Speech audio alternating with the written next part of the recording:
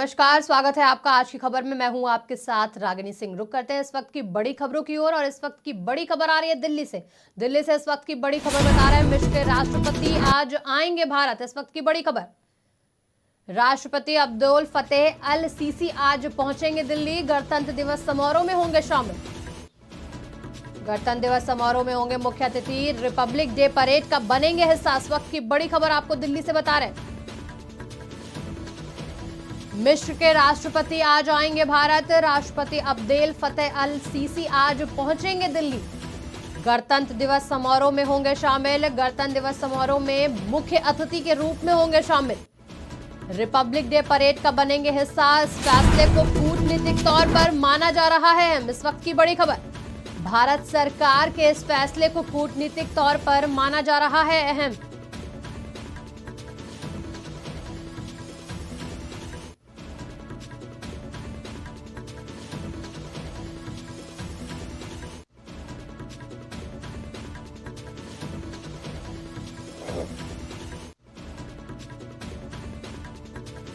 दिल्ली से इस वक्त की बड़ी खबर आपको बता रहे हैं, मिस्र के राष्ट्रपति आज आएंगे भारत। राष्ट्रपति अब्देल फतेह अल सीसी आज दिल्ली पहुंचेंगे। गणतंत्र दिवस समारोह में करेंगे शिरकत।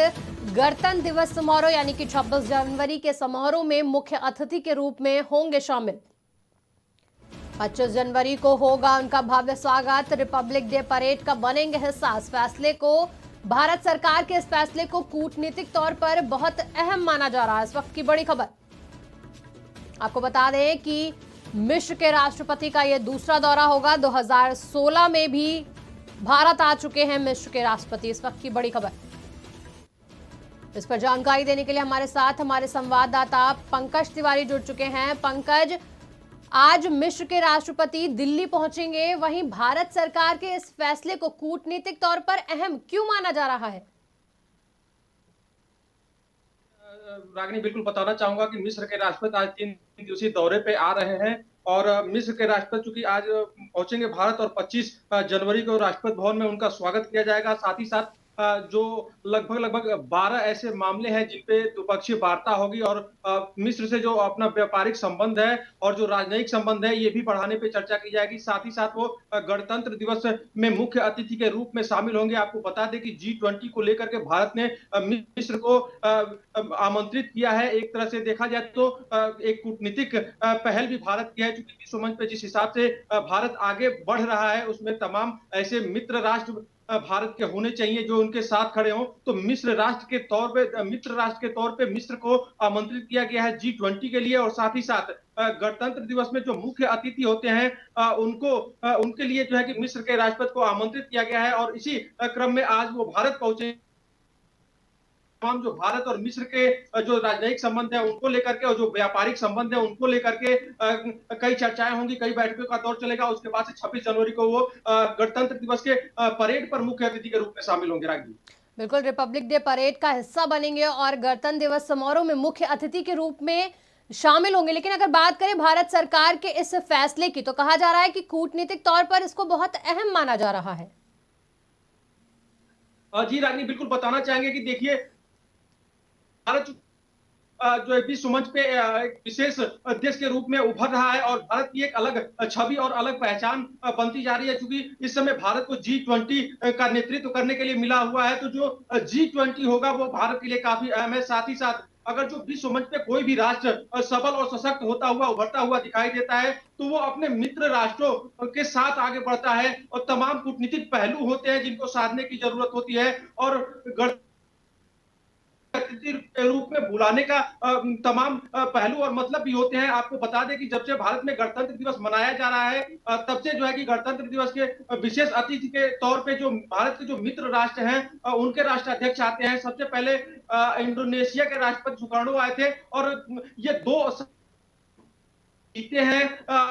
उन 2 सालों में 21-22 में गणतंत्र दिवस पे कोई राष्ट्राध्यक्ष नहीं आया, क्योंकि कोरोना का तमाम प्रोटोकॉल था और देश कोरोना की महामारी से जूझ रहा था। लेकिन इस बार जो है कि मिस्र के राष्ट्रपति जो हैं वो आ रहे हैं और गणतंत्र दिवस के विशेष अतिथि के रूप में, मुख्य अतिथि के रूप में वो शामिल होंगे। बिल्कुल पंकज, अगर बात करें, ये जो मिस्र के राष्ट्रपति हैं इनका ये दूसरा भारत दौरा है, क्योंकि इससे पहले 2016 में भी मिस्र के राष्ट्रपति भारत आ चुके हैं।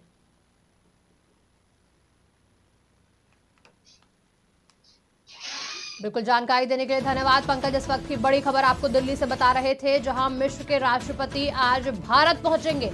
आज मिस्र के राष्ट्रपति अब्देल फतेह अल सीसी आज दिल्ली पहुंचेंगे। गणतंत्र दिवस समारोह में मुख्य अतिथि के रूप में होंगे शामिल। रिपब्लिक डे परेड का बनेंगे हिस्सा। इस फैसले को कूटनीतिक तौर पर जो है अहम माना जा रहा है। बढ़ते हैं अगली खबर की ओर, और इस वक्त की बड़ी खबर आ रही है लखनऊ से, जहां यूपी दिवस समारोह आज से होगा शुरू। इस वक्त की बड़ी खबर लखनऊ से। लखनऊ में यूपी दिवस समारोह आज से होगा शुरू। 3 दिवसीय समारोह का शुभारंभ करेंगे सीएम योगी। अवध शिल्प ग्राम में यूपी दिवस समारोह का आयोजन। इस वक्त की बड़ी खबर। कार्यक्रम में खेल की उपलब्धियों के लिए होगा सम्मान। लक्ष्मण लक्ष्मीबाई पुरस्कार से किया जाएगा लोगों को सम्मानित। इस वक्त की बड़ी खबर। कार्यक्रम में राज्यपाल आनंदीबेन पटेल, पर्यटन मंत्री जयवीर सिंह रहेंगे मौजूद। यूपी का गौरव बढ़ाने वाले प्रतिभाओं का होगा सम्मान। इस वक्त की बड़ी खबर। इस कार्यक्रम में किए जाएंगे कई अहम करार। 16 लोगों को विवेकानंद यूथ अवार्ड से नवाजा जाएगा। इस वक्त की बड़ी खबर लखनऊ से, जहां यूपी दिवस समारोह का आज शुभारंभ होगा। ये यूपी दिवस समारोह जो है 3 दिवसीय समारोह है, और इस समारोह का आज से शुभारंभ हो जाएगा। सीएम योगी अवध शिल्प ग्राम में यूपी दिवस समारोह का शुभारंभ करेंगे। यह आयोजन जो है अवध शिल्प ग्राम में हो रहा है। कार्यक्रम में खेल की उपलब्धियों के लिए लोगों को सम्मानित किया जाएगा। लक्ष्मण और लक्ष्मीबाई पुरस्कार से खेल की उपलब्धियों के लिए सम्मान दिया जाएगा। इस वक्त की बड़ी खबर। राज्यपाल आनंदीबेन पटेल, पर्यटन मंत्री जयवीर सिंह इस कार्यक्रम में मौजूद रहेंगे। इस पर जानकारी देने के लिए हमारे साथ हमारे संवाददाता पंकज तिवारी जुड़ रहे हैं। पंकज, आज से यूपी दिवस समारोह का शुभारंभ किया जाएगा, क्या कुछ जानकारी सामने आ रही है इस समारोह को लेकर? जी रागिनी, बिल्कुल बताना चाहेंगे कि 3 दिवसीय यूपी दिवस समारोह आज से जो है कि मनाया जा रहा है यूपी में, और ये जो है कि अवध शिल्प ग्राम में इसका आयोजन किया गया है, और मुख्यमंत्री योगी आदित्यनाथ इस कार्यक्रम का उद्घाटन करेंगे। साथ ही साथ आनंदीबेन पटेल जो राज्यपाल हैं यूपी की, ये भी रहेंगी, और तमाम जो प्रदेश के बड़े मंत्री हैं वो रहेंगे। आपको बता दें कि ये आयोजन यूपी दिवस के रूप में जो मनाया जा रहा है ये काफी दिनों से चलता आ रहा है, और इसमें तमाम तरह के सांस्कृतिक कार्यक्रमों का आयोजन चूंकि किया जाता है। और इसमें चूंकि जो मीराबाई पुरस्कार है और जो लक्ष्मण पुरस्कार है वो भी जो प्रतिभाशाली खिलाड़ी हैं जिनका चयन हुआ है इनको मिलेगा, और तमाम तरह की गोष्ठियां और कवि सम्मेलन भी इसमें आयोजित होते हैं। तो ये 3 दिन का जो कार्यक्रम है यूपी दिवस का कार्यक्रम, ये रंगारंग रहने वाला है, और तमाम प्रदेशों से चूंकि लोग इसमें यहाँ पे आएंगे और अपनी जैसे कवि सम्मेलन हो गया या लोक नृत्य की बात करें या विचार गोष्ठी की बात करें, इनमें सम्मिलित होंगे। और एक तरह से इस यूपी दिवस को बेहतर तरीके से प्रेजेंट करने की कोशिश की जा रही है। आने वाले वक्त में चूंकि G20 की कई मीटिंग यूपी में होने वाली है, इसको लेकर के, और फरवरी में ही ग्लोबल इन्वेस्टर समिट होने वाला है, इसको लेकर के यूपी दिवस को भव्य बनाने का कार्यक्रम इस समय शुरू हो चुका है। मुख्यमंत्री ने इसका आगाज किया है। बिल्कुल पंकज, आज अवध शिल्प ग्राम में यूपी दिवस समारोह का आयोजन हो रहा है। आज से शुरुआत, तो 3 दिवस तक ये कार्यक्रम चलेगा। तो 3 दिनों को लेकर क्या कुछ जो कार्यक्रम है वो तैयार किए गए हैं? जी बिल्कुल रागिनी, बताना चाहेंगे कि देखिए, सबसे पहले जो है कि गीत संगीत के कार्यक्रम होंगे, उसके बाद से कवि सम्मेलन किया जाएगा। देश के विभिन्न हिस्सों से कवि यहाँ आए हुए हैं। ब्रिज भाषा हो या बुंदेलखंडी भाषा हो या भोजपुरी हो या खड़ी बोली हो, इन सारी बोलियों पे कवि सम्मेलन होगा, और जो विभिन्न क्षेत्रों से, विभिन्न राज्यों से जो कवि आए हैं वो कहीं ना कहीं यहाँ यूपी दिवस समारोह में आने वाली पब्लिक का दिल जीतने की कोशिश करेंगे कवि सम्मेलन के माध्यम से। और साथ ही साथ इसमें लोक सांस्कृतिक के कार्यक्रम होंगे। जैसे लोक नृत्य की बात करें तो सिक्किम, छत्तीसगढ़, बिहार और अरुणाचल प्रदेश से तमाम कलाकार आए हुए हैं जो अपने नृत्य को प्रस्तुत करेंगे यहाँ पर, और लोगों का मन मोहने की कोशिश करेंगे। और तमाम तरह के जो है कि विचार गोष्ठियां भी यहाँ पे आयोजित की जाएंगी, जैसे खादी ग्राम उद्योग की तरफ से, और 1 ट्रिलियन इकोनॉमी को कैसे हासिल किया जाए, ये सब तमाम चीजें इसमें रहेंगी। और इसके साथ साथ बुंदेलखंड के किलों के ऊपर जो लघु फिल्म बनाई जा रही है उसका भी यहाँ पे मंचन एक तरह से किया जाएगा। जो सांसद और भोजपुरी कलाकार हैं दिनेश लाल यादव निरहुआ, वो भी रहेंगे। और साथ ही साथ इस आयोजन में जो है कि कैलाश खेर भी अपने धुन पे जो है कि यहाँ पे जनता का दिल जीतने की कोशिश करेंगे। यहाँ पे जो है कि तमाम जो खेल प्रतिभाओं से के लिए जो सम्मान दिया जाता है, जैसे लक्ष्मण सम्मान और मीराबाई सम्मान, ये भी दिया जाएगा। आपको बता दें कि जो गाजियाबाद नोएडा के जो जिलाधिकारी हैं सुहास एलवाई, इनको जो है कि लक्ष्मण पुरस्कार मिलेगा और तमाम ऐसे 41 खिलाड़ी और भी हैं जिनको लक्ष्मण पुरस्कार और मीराबाई पुरस्कार दिया जाएगा। बिल्कुल पंकज, जानकारी देने के लिए धन्यवाद। जैसा कि आपको बता रहे थे कि 3 दिवसीय समारोह का आज से शुभारंभ हो चुका है। इस शुभारंभ में, इस कार्यक्रम में कई प्रतिभाओं को सम्मानित किया जाएगा। सीएम योगी इस कार्यक्रम का आज से आगाज करेंगे। कार्यक्रम में खेल की उपलब्धियों के लिए सम्मानित किया जाएगा। फिलहाल बढ़ते हैं अगली खबर की ओर और इस वक्त की बड़ी खबर आपको बता रहे हैं, बागेश्वर धाम के धीरेन्द्र शास्त्री को मिली धमकी। इस वक्त की बड़ी खबर जो सामने आ रही है, बागेश्वर धाम के धीरेन्द्र शास्त्री को मिली धमकी। धीरेन्द्र शास्त्री को जान से मारने की धमकी, इस वक्त की बड़ी खबर। मामले को लेकर पुलिस ने दर्ज किया मामला। इस वक्त की बड़ी खबर आपको बता रहे हैं, पुलिस आरोपी की तलाश में जुटी। इस वक्त की बड़ी खबर, नागपुर में दी गई थी धीरेन्द्र शास्त्री को चुनौती। इस वक्त की बड़ी खबर जो सामने आ रही है, बागेश्वर धाम के धीरेन्द्र शास्त्री को मिली जान से मारने की धमकी। इस मामले को लेकर पुलिस ने दर्ज किया केस और पुलिस आरोपी की तलाश में जुटी। आपको बता दें कि नागपुर में धीरेन्द्र शास्त्री को चुनौती दी गई थी। वहीं आपको बताएं कि धीरेन्द्र शास्त्री को चुनौती देने वाले श्याम मानव को भी कल धमकी मिली थी जान से मारने की, और आज धीरेन्द्र शास्त्री को जान से मारने की धमकी मिली, जिसकी एफआईआर हुई दर्ज। और वहीं पुलिस जो है आरोपियों की तलाश में जुटे हुए हैं। इस वक्त की बड़ी खबर।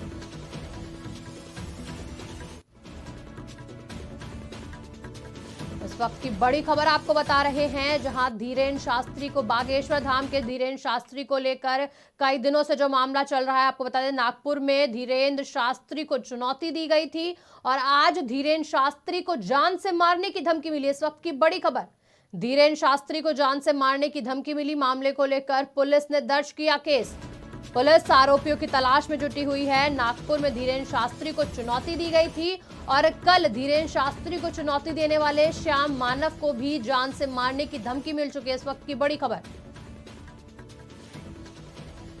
इस पर जानकारी देने के लिए हमारे साथ हमारे संवाददाता पंकज तिवारी जुड़ चुके हैं। पंकज, धीरेन्द्र शास्त्री को जान से मारने की धमकी मिली है, जैसा कि कई दिनों से ये मामला सामने चल रहा है कि बागेश्वर धाम के धीरेन्द्र शास्त्री चर्चाओं में हैं और आज उनको जान से मारने की धमकी मिली है। क्या कुछ जानकारी सामने आ रही है?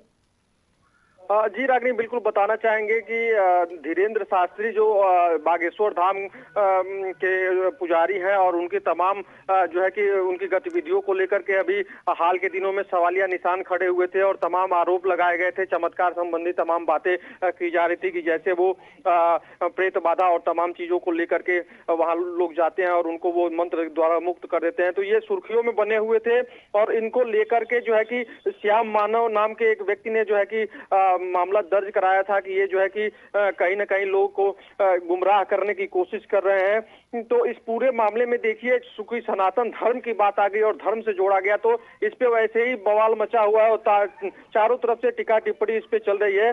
और इन सब चीजों के बीच में एक ये जो अभी खबर आ रही है कि धीरेन्द्र शास्त्री के एक करीबी हैं, उनके मोबाइल पे जो है कि कल फोन आया, उनको जान से मारने की धमकी दी गई। इसको लेकर के उनके करीबी ने मध्य प्रदेश के छतरपुर में ये मामला दर्ज कराया और जैसे ही इसकी जानकारी पुलिस को मिली, पुलिस ने मामला दर्ज करके और इस पे जांच करना शुरू कर दिया। और इस समय सर्विलांस पे मोबाइल नंबर को ट्रेस किया जा रहा है कि कहां से ये धमकी मिली है। आपको बता दें कि इस मामले में जो धीरेन्द्र शास्त्री के ऊपर आरोप लगाने वाले श्याम मानव है, इनको भी इस मामले में पहले धमकी मिल चुकी है। तो अब दोनों लोगों को धमकी ये मिली हुई है और चूंकि धर्म से जुड़ा हुआ मामला है, तो तमाम जो है लोग हैं, धार्मिक भावनाओं को कहीं ठेस न पहुंचे, इन सब चीजों पे भी पुलिस प्रशासन की नजर बनी हुई है। और ये जो ताजा तरीन, ये जो जान से मारने की धमकी देने वाला जो मामला ये सामने अभी निकल के आ रहा है, पुलिस फिलहाल इसमें मोबाइल नंबर को ट्रेस कर रही है और अपराधी तक पहुंचने की कोशिश की जा रही है। पुलिस का कहना है कि ये कुछ लोग ऐसे तत्व भी होते हैं जो जानबूझ करके शरारत कर देते हैं, लेकिन फिलहाल इस मामले में जो है कि मोबाइल नंबर को ट्रेस किया जा रहा है। जैसे ही सर्विलांस सिस्टम पे मोबाइल नंबर शो करेगा, अपराधी पुलिस की गिरफ्त में पहुंच जाएगा। बिल्कुल पंकज, धीरेन्द्र शास्त्री जो हैं कई दिनों से विवादों में बने हुए हैं। महाराष्ट्र के नागपुर में उनको चुनौती दी गई थी। वहीं बात करें तो कल रायपुर में उन्होंने हिंदुओं का आह्वान किया था और उन्होंने कहा था कि आरोप लगाते हुए बोला था कि बागेश्वर धाम के खिलाफ नहीं बल्कि सनातन धर्म के खिलाफ साजिश रची जा रही है और आज उनको ये धमकी मिलना। देखिए रागिनी, बता दें कि इस मामले में चूंकि जो धीरेन्द्र शास्त्री हैं उनका कहना है कि जब से उन्होंने कुछ हिंदू लोगों को की घर वापसी कराई है उसके बाद बार बार उनको और सनातन धर्म को टारगेट किया जा रहा है और इसी सब चीजों को लेकर के उनके खिलाफ अफवाहें उड़ाई जा रही हैं। फिलहाल उनको चमत्कार जो ये शब्द है, जो चमत्कार ये नाम है, जो माना जाता है कि बागेश्वर धाम पे जाने पे चमत्कार होता है, इन सारी चीजों को लेकर के तमाम जगहों से उनको चुनौतियां मिल रही हैं।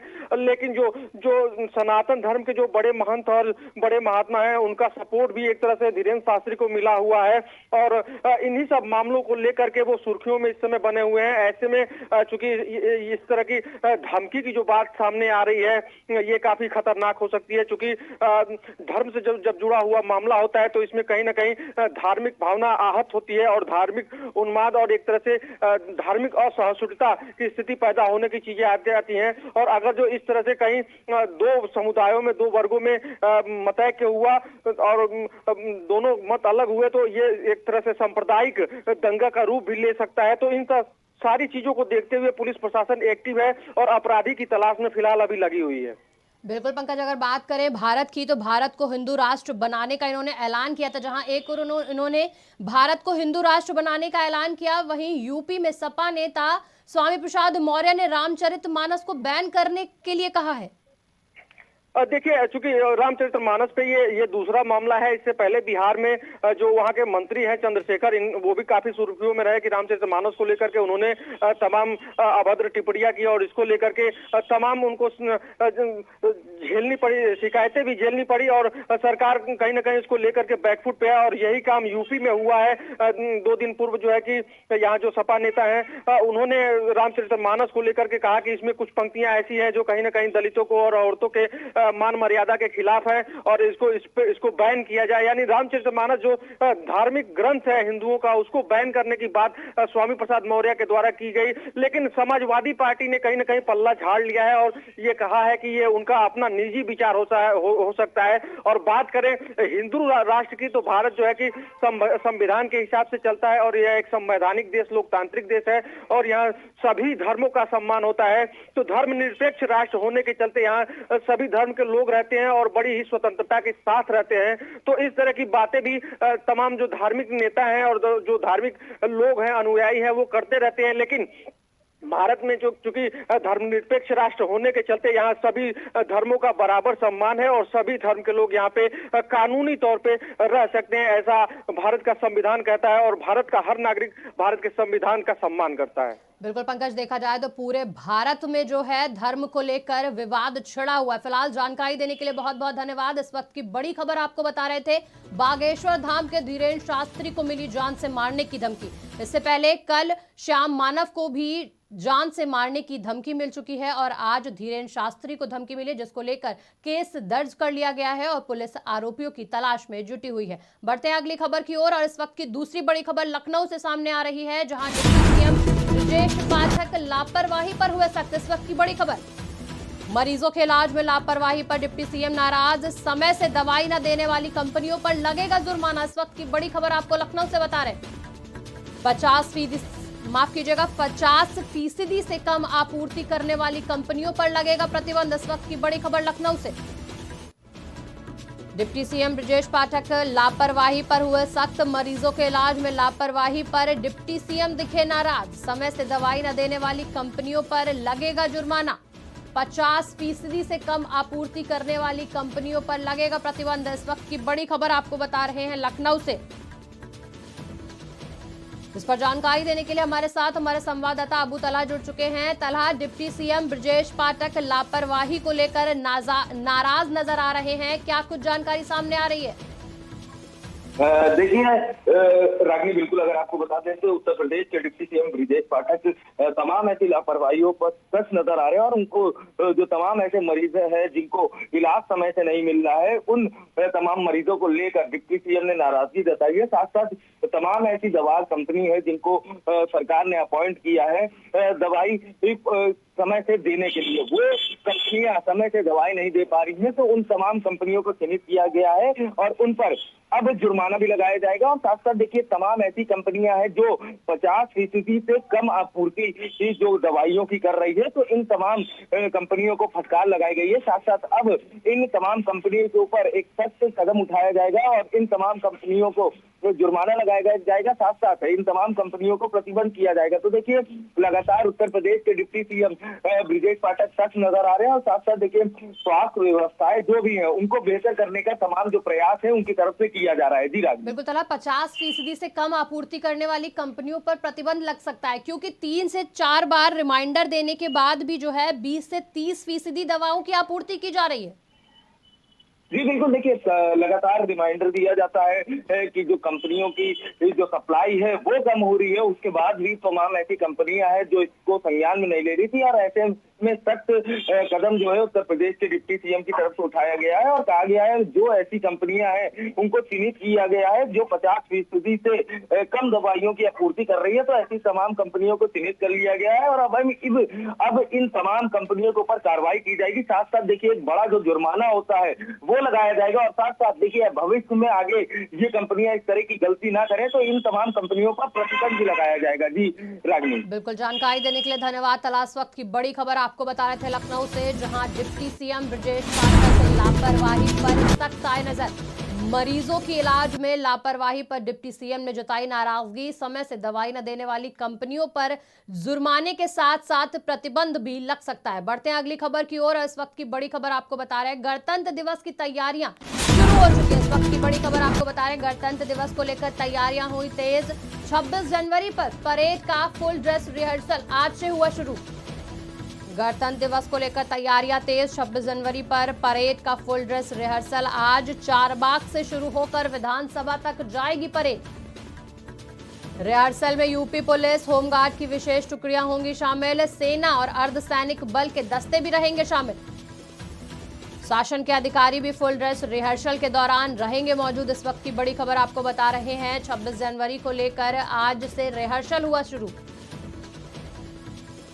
इस पर जानकारी देने के लिए हमारे साथ हमारे संवाददाता अबू तलहा जुड़ चुके हैं। तलहा, राजधानी दिल्ली हो या राजधानी लखनऊ, गणतंत्र दिवस को लेकर तैयारियां तेज हो चुकी हैं। वहीं आज राजधानी लखनऊ में फुल ड्रेस रिहर्सल शुरू हो चुका है। क्या कुछ जानकारी सामने आ रही है?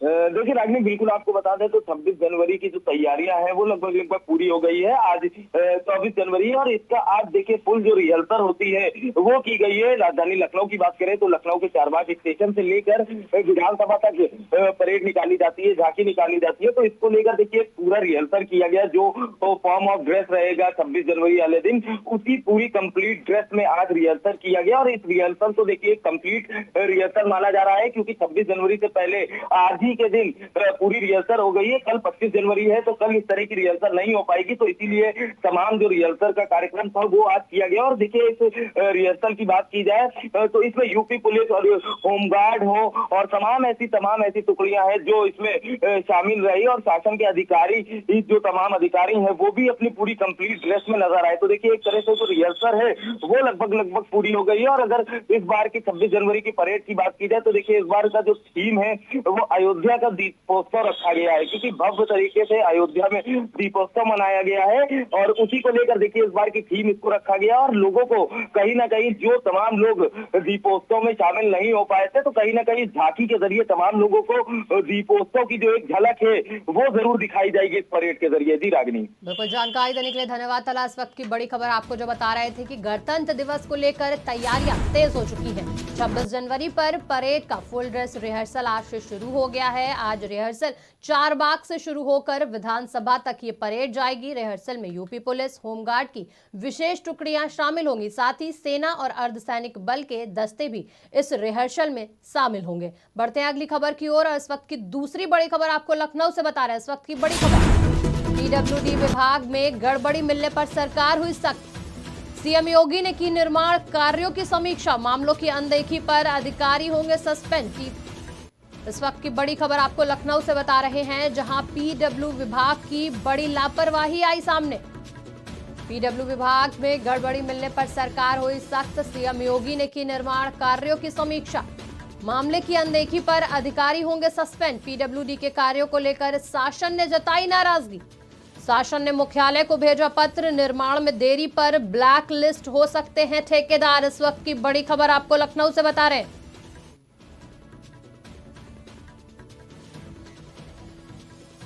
लखनऊ से बड़ी खबर, पीडब्ल्यूडी विभाग में गड़बड़ी मिलने पर सरकार हुई सख्त। सीएम योगी ने की निर्माण कार्यों की समीक्षा, मामलों की अनदेखी पर अधिकारी होंगे सस्पेंड। पीडब्ल्यूडी के कार्यों को लेकर शासन ने जताई नाराजगी। शासन ने मुख्यालय को भेजा पत्र। इस वक्त की बड़ी खबर, इस पर जानकारी देने के लिए हमारे साथ हमारे संवाददाता अबू तला जुड़ चुके हैं। तला, पीडब्ल्यूडी विभाग में गड़बड़ी मिलने पर सीएम योगी ने खुद कार्यों की समीक्षा ली है, क्या कुछ जानकारी सामने आ रही है?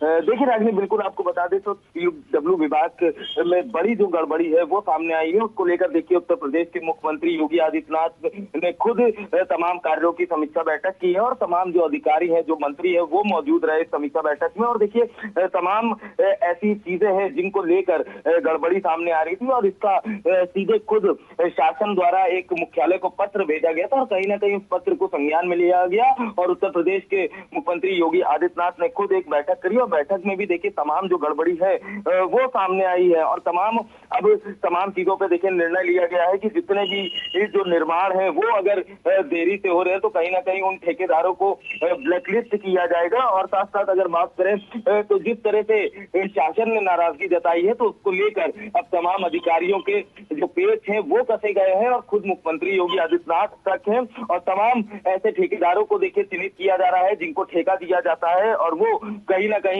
काम पूरा करने में देरी करते हैं और जिसकी वजह से समय भी बर्बाद होता है और बड़ी लागत जो पैसे की है उसमें भी देखिए दिक्कत होती है। तो तमाम चीजों को लेकर देखिए उत्तर प्रदेश के मुख्यमंत्री योगी आदित्यनाथ ने बैठक की थी और बैठक में तमाम अधिकारियों के जो पेच है वो कसे गए हैं और साथ साथ देखिए उत्तर प्रदेश के अगर पीडब्ल्यूडी मंत्री की बात की जाए तो उत्तर प्रदेश के पीडब्ल्यूडी मंत्री को भी एक सख्त निर्देश दिया गया है कि इस तरह की जो गड़बड़ी है वो भविष्य में आगे देखने को ना मिले। जी रागिनी, बिल्कुल तला, पीडब्ल्यूडी विभाग की गड़बड़ी को लेकर सीएम योगी ने समीक्षा की थी। वहीं अगर बात करें तो अधिकारी सस्पेंड होंगे और जो ठेकेदार हैं वो भी ब्लैक लिस्ट होंगे। जी बिल्कुल, देखिए तमाम जो अधिकारी हैं और जो ठेकेदार हैं उनको चिन्हित किया जा रहा है क्योंकि जिस तरह से जो एक टाइम पीरियड होता है काम करने का उसमें कहीं ना कहीं तमाम कार्यों में देरी हो रही थी। इसी को लेकर देखिए मुख्यमंत्री योगी आदित्यनाथ ने नाराजगी जताई है और कहीं ना कहीं देखिए जो पत्र भेजा गया है शासन की तरफ से मुख्यालय को तो एक बड़ी बात है क्योंकि एक विभाग की गड़बड़ी से शासन को दिक्कत हो रही है और शासन द्वारा ये पत्र मुख्यालय को भेजा गया है तो देखिए एक बड़ी लापरवाही और बड़ी गड़बड़ी भी है। तो इसको लेकर देखिए पीडब्ल्यू विभाग के जो मंत्री हैं उनको भी सख्त आदेश दिया गया है। साथ साथ उनसे कहा गया है कि तमाम जो अधिकारी हैं, जो ठेकेदार हैं, जो कहीं ना कहीं काम में देरी कर रहे हैं तो उन तमाम लोगों को चिन्हित किया जाए और चिन्हित करने के बाद उन तमाम ठेकेदार हो चाहे वो अधिकारी हो उनके ऊपर सख्त से सख्त कार्रवाई की जाए। जी राजनीति, बिल्कुल जानकारी देने के लिए धन्यवाद तला। पीडब्ल्यूडी विभाग की गड़बड़ी को सीएम योगी ने लिया संज्ञान। सीएम योगी ने निर्माण कार्यों की समीक्षा, मामले की अनदेखी पर अधिकारी सस्पेंड होंगे। वहीं पीडब्ल्यूडी के कार्यों को लेकर शासन ने नाराजगी जताते हुए मुख्यालय को पत्र भेजा है। बढ़ते हैं अगली खबर की ओर। इस वक्त की बड़ी खबर लखनऊ से, जहां भाजपा ने चुनाव में जीत के लिए बनाया डेटा प्लान। इस वक्त की बड़ी खबर, भाजपा चुनाव में डेटा को बनाएगी अपना हथियार। बीजेपी ने हर जिले को डेटा फीड करने का लक्ष्य किया तय। इस वक्त की बड़ी खबर, इस वक्त की बड़ी खबर आपको बीजेपी से बता रहे हैं, जहां बीजेपी ने चुनाव में जीत के लिए बनाया डेटा प्लान। भाजपा चुनाव में डेटा को बनाएगी अपना हथियार। बीजेपी ने हर जिले को डेटा फीड करने का लक्ष्य दिया। कम से कम 1 लाख लोगों को डेटा फीड करने का लक्ष्य। तैयारियों को जमीन पर उतारने की कवायद बीजेपी ने शुरू कर दी है। हर जिले में डेटा एकत्रित करने के लिए बनाई गई अलग अलग टीमें। इस वक्त की बड़ी खबर, इस पर जानकारी देने के लिए हमारे साथ वरिष्ठ पत्रकार दिवाकर मिश्रा जुड़ चुके हैं। दिवाकर, भाजपा ने चुनाव जीतने के लिए डेटा प्लान बना दिया है, क्या कुछ जानकारी सामने आ रही है दिवाकर जी? जी रागिनी, बताना चाहूंगा कि भाजपा जिस तरह से सभी लोग जानते हैं कि हमेशा ही चुनावी मोड में रहती है। भारतीय जनता पार्टी एक चुनाव से निकलकर दूसरे चुनाव में लग जाती है। 2024 में जो लोकसभा के चुनाव होने हैं, उससे पहले भाजपा ने अभी से ही अपनी तैयारी शुरू कर दी है, खास तौर से उत्तर प्रदेश जैसे बड़े राज्य में, क्योंकि उत्तर प्रदेश में लोकसभा की सर्वाधिक 80 सीटें हैं और इस बार भाजपा ने मिशन 80 का नाम दिया है, यानी कि 80 की सभी 80 सीटों को जीतने का लक्ष्य रखा है। और उसी को लेकर के एक data plan Bharatiya Janata party ने बनाया है, जिसमें सभी जिलों में लोगों को जोड़ने का काम किया जाएगा और इसके लिए कार्यालय में 6 क्षेत्रों के पदाधिकारियों की बैठक हो चुकी है और इसमें डाटा संकलन का काम 28 फरवरी तक पूरा कर लिया जाएगा और इसमें अधिक से अधिक लोगों को जोड़ने के निर्देश दिए गए हैं। आपको बता दें रागिनी की भाजपा ने इस बार 2024 के लोकसभा इलेक्शन के लिए उत्तर प्रदेश की सभी सीटों को यानी 80 सीटों को जीतने का लक्ष्य रखा हुआ है। आपको इससे पहले अगर बता दें कि 2014 में भाजपा ने 80 में से 73 सीटें जीती थी और 2019 में उनकी सीटें थोड़ी कम हुई थी 62 सीटों पर, फिर भी उन्होंने सफलता हासिल की थी। और लेकिन 2019 में खास बात यह थी कि उनका मत प्रतिशत 49.98% यानी लगभग 50% तक पहुंच गया था, जबकि 2014 में 42.63% वोट इनको मिले थे। और भाजपा का ये सोचना है, ये उनका कहना है कि अगर हम 51% तक वोट पा जाए उत्तर प्रदेश में तो हम सभी सीटें जीत सकते हैं। और जो सीटें जो उनको लगती हैं कि जो हमारी कमजोर हैं, उन पे वो ज्यादा फोकस कर रहे हैं। खास बात है कि रामपुर में जो लोकसभा के उपचुनाव हुए वो सपा का गढ़ था, लेकिन फिर भी वहां जो उन्होंने जीत हासिल की, इससे काफी उत्साहित है और आत्मविश्वास से भरी हुई है भारतीय जनता पार्टी। और इसीलिए इन्होंने जो है जो यूपी में जो सीट वो कभी जीत नहीं पाते, जैसे रायबरेली, अंबेडकर नगर, श्रावस्ती और लालगंज, मुरादाबाद, संभल, अमरोहा, मैनपुरी, इन सब सीटों पे बीजेपी का सर्वाधिक फोकस इस बार उत्तर प्रदेश में रहेगा। जी राजनी। बिल्कुल दिवाकर जी, अगर बात करें तो डेटा प्लान को लेकर 6 क्षेत्रों के पदाधिकारियों के साथ बीजेपी ने बैठक की है। वहीं जो डाटा संकलन का काम है वो 28 फरवरी तक पूरा कर लेगी बीजेपी। जी बिल्कुल, और इसमें खास बात यह है कि इसको लेकर के केंद्रीय नेतृत्व भी काफी गंभीर है और अमित शाह इस पर काफी निगाह रख रहे हैं। और ये उन्होंने ऐसा बताया जा रहा है सूत्रों के द्वारा कि इस बार पूरे देश में लगभग 200 सीटें ऐसी हैं जो बहुत कम अंतर से जीत हार जहां भारतीय जनता पार्टी की हुई थी, उस पर सबसे ज्यादा फोकस है। और ये कहा गया है कि लोगों को इस तरह से जोड़िए कि जो केंद्र सरकार की जो योजनाएं हैं उनके आधार पे जिनको उनका लाभ मिला, उनको आप अपने इस डेटा प्लान में शामिल करिए। जी, कुल मिलाकर देखा जाए तो भाजपा जो है लोकसभा चुनाव को लेकर तैयारियों में जुटी हुई है। फिलहाल जानकारी देने के लिए बहुत बहुत धन्यवाद। इस वक्त की बड़ी खबर आपको बता रहे थे, जहां भाजपा ने चुनाव में जीत के लिए डेटा प्लान बनाया। भाजपा चुनाव में डेटा को बनाएगी अपना हथियार। बीजेपी ने हर जिले को डेटा फीड करने का लक्ष्य दिया। कम से कम 1 लाख लोगों को डेटा फीड करने का ये लक्ष्य दिया गया है। अभी तैयारियों को जमीन पर उतारने की कवायद बीजेपी ने शुरू कर दी है। हर जिले में डेटा एकत्रित करने के लिए अलग अलग टीम बनाई गई है।